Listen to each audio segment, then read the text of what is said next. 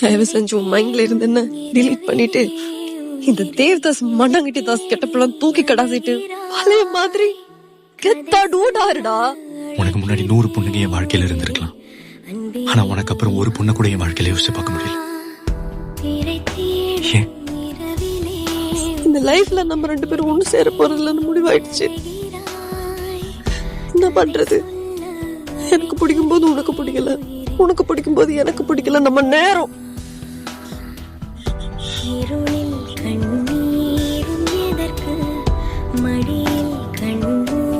பாரு பாரு பாரு பாரு பாரு டேய் பாரா